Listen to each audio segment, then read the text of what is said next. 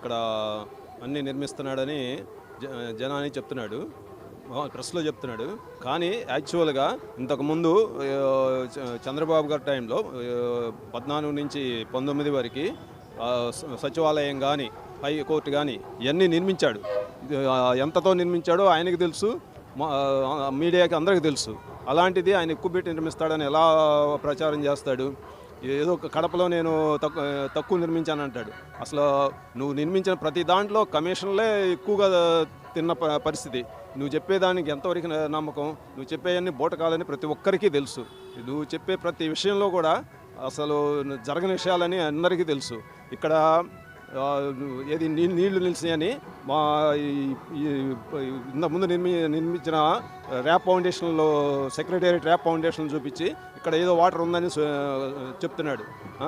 Rap ఫౌండేషన్లో చుట్టూతా ఖాళీ ఉన్నది, అది నువ్వు పూర్తి చేయలేదు, దాన్ని అలా నిలవబెట్టావు, నీళ్లు కావాలని నిలవబెట్టావు ఏది మీడియాకు చూపించడానికి. అందువల్ల ఈ నిలబడిని కానీ నిజంగా అసలు చుట్టూ ఎక్కడా కూడా ఒక్క చుక్క వాటర్ లేదు. ఆ నిర్మాణ దాంట్లో తప్పితే ఎక్కడా వాటర్ లేదు.